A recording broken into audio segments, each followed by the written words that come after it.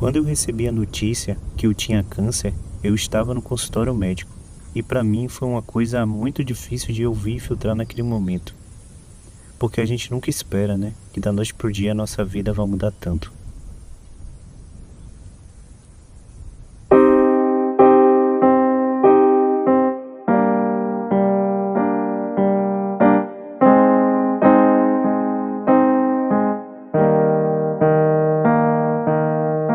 Creio se você me iluminar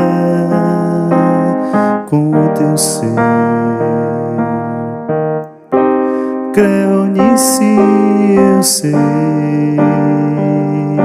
que não é tolice amar e fazer o bem. Quando eu fiquei grávida de Flávio, aí no começo foi tudo certinho. Depois foi ficando um pouco complicado. A partir dos 6 meses comecei a sentir dor. Aí eu fui para o médico porque ele não nascia, né? Aos 9 meses.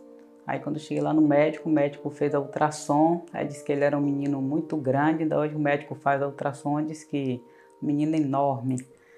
Que era muito grande o menino. Aí disse que eu não for... Aí, ó mãe, você vai ter que fazer uma cirurgia até o dia 3 de agosto, que isso era em julho, né, que era para ele nascer. Aí a gente pegou, vim para Pojuca, não deu certo, fui para Mata de São João. Chegou lá, a gente fez essa cirurgia e fez o cesariano, que foi um parto muito complicado. E ele pesou 5 quilos, 4 quilos 950. E foi isso aí. Então foi assim o parto de Flávio, já foi uma coisa complicada.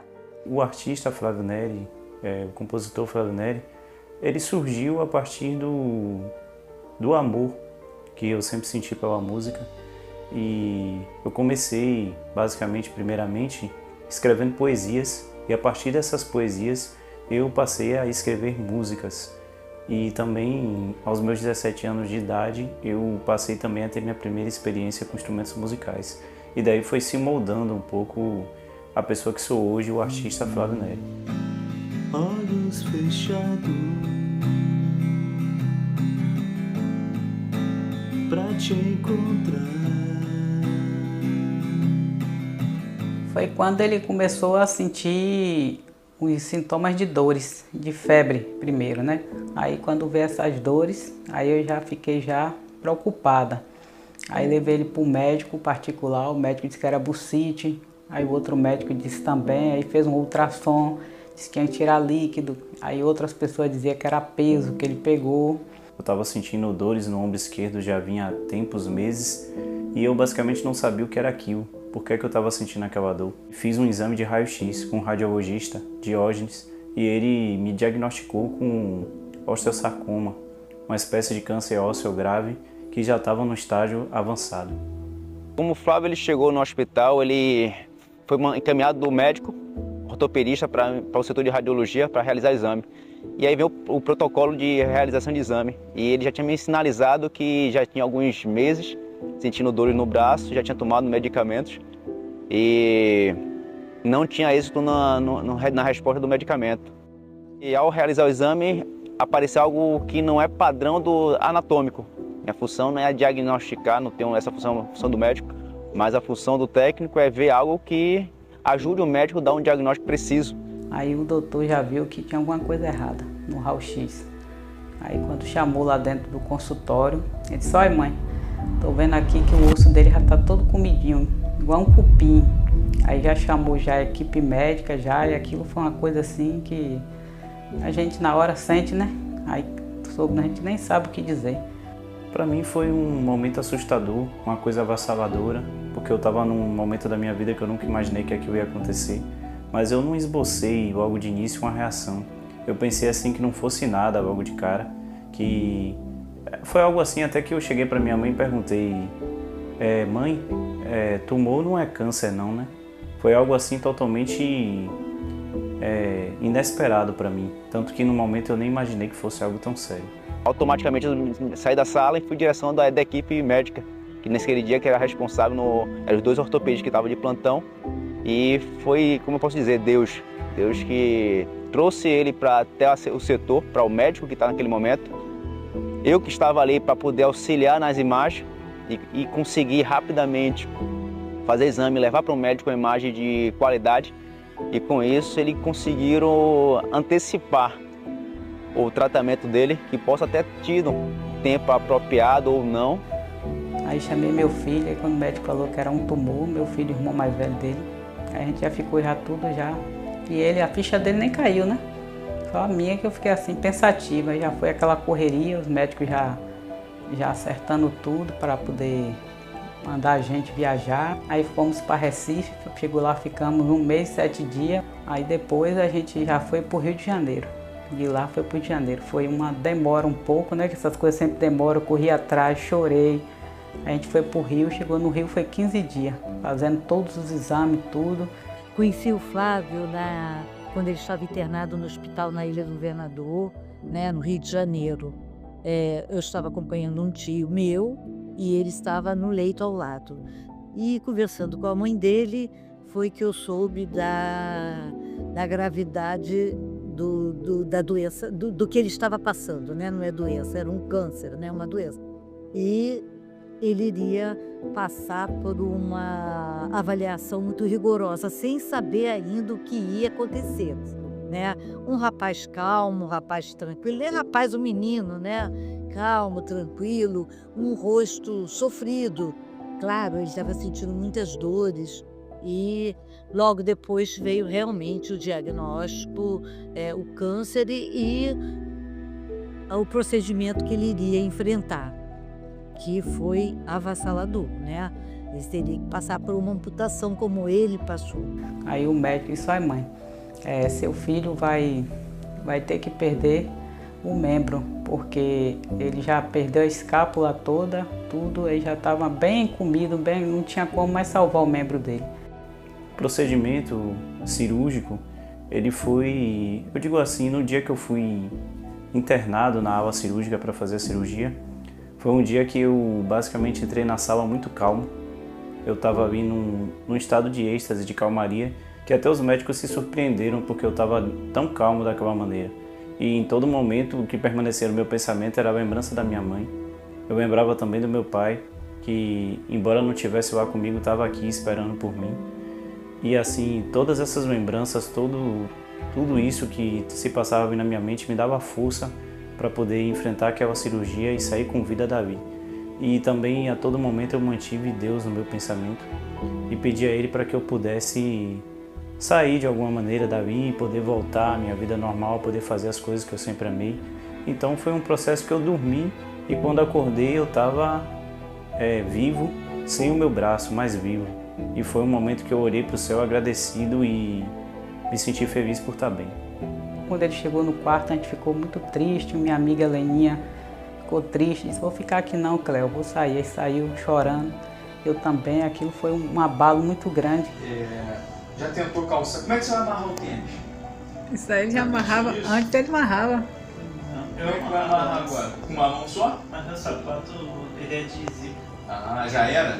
Só Deus, né, em primeiro lugar, e a gente que está por perto, que passa e sabe o que a gente sente. Aí foi muito horrível ver, é muito triste. E não é só uma amputação física, né? É uma amputação das emoções, dos sonhos, de tudo que ele tem pela frente. É uma coisa devastadora. Eu digo assim que as pessoas ao meu redor elas reagiram de uma maneira assim também que eu nunca imaginei. Meu melhor amigo, que é Maurício, ele reagiu de uma forma normal. Porque assim, como ele já passou, quando ele era criança, ele passou por um processo semelhante. Ele teve um tumor na cabeça, tumor no cérebro. E então ele já tinha assim um pouco de noção de como era ter ficado internado no hospital, ter vivido um momento tão difícil assim. E por isso ele não demonstrou uma reação tão assustada ao me ver. Bom, eu enxergo o Flávio como um vencedor, né? Ele teve um período difícil e graças a Deus e graças às pessoas boas que querem o bem dele também, deram incentivos, como eu também, sempre ligava para ele na escola. Eu senti muito também quando a gente ia começar o segundo ano, E ele não podia estar comigo, né? Porque ele teve esse período aí complicado. E aí eu sempre ligava para ele quando ele estava sozinho, perguntava como estava sendo e como ele estava se sentindo, contava as novidades também, o que eu estava fazendo, que ele fazia muita falta. Superar o câncer foi uma grande vitória. E após a recuperação, iniciou-se uma nova e desafiadora fase da minha vida: readaptação e redescoberta.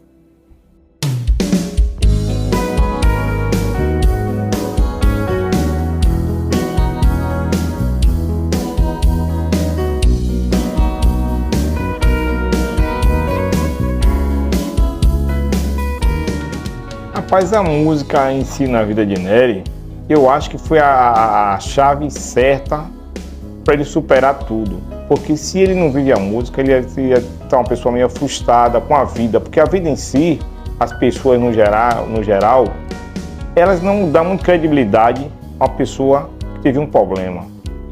E a pessoa em si, ele mesmo, já fica para baixo com as situações das pessoas. E a música transforma as pessoas. E transformou ele. A música para mim, ela simboliza paz, ela simboliza amor, verdade. Tudo de bom que a vida pode proporcionar. A música, ela liberta as pessoas, ela transforma um coração que está entristecido em um coração alegre novamente.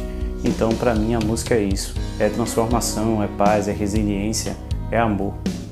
E a música em si, ele revive a situação toda que ele passou e transmite para as pessoas que ele teve o problema e que superou o problema através da música, para ser exemplo para outras pessoas que têm problema também, que não conhecem a música.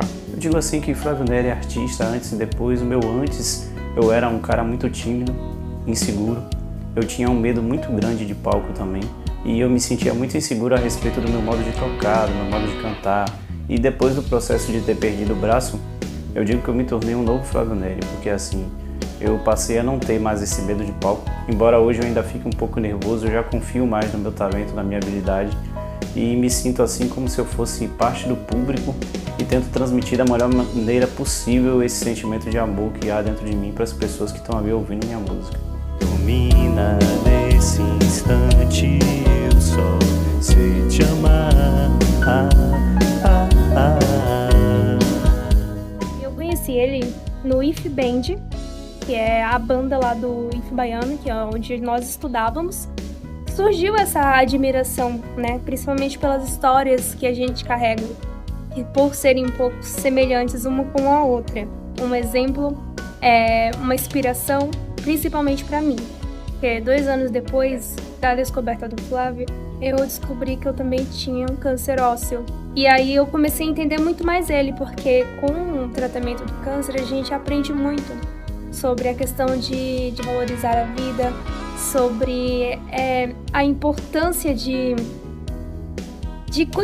amar a nossa essência, né? Não deixar com que a nossa perca de identidade mude o nosso caráter, mude quem nós somos. Em meio a cada desafio que a gente for capaz de enfrentar nessa vida, sempre vão surgir cicatrizes, marcas que vão provar em nosso ser que são uma força superior, que nos levam a acreditar em um futuro melhor, a ter esperança, a não desistir daquilo que nós acreditamos, porque no fim a gente sempre é capaz de superar todos os desafios que a vida nos propõe, apenas com um simples gesto de determinação, foco, certeza e fé de que o amanhã sempre será melhor. Perdi ao medo de perder você, fiz de tudo pra não ter que ser assim, mas não adianta quando tente ser, tudo acaba e não sobra nada, enfim só sobrou o vazio de uma ilusão e alguém perdida na multidão tentando encontrar uma solução pra curar as cicatrizes da vida, as feridas que se formam apagar. As cicatrizes da vida são a prova de uma força que existe no seu ser e para sempre existirá. A tudo resistirá. As cicatrizes da vida, as feridas que se formam e o tempo não pode apagar. As cicatrizes da vida são a prova de uma força que existe no seu ser e para sempre existirá. A tudo resistirá.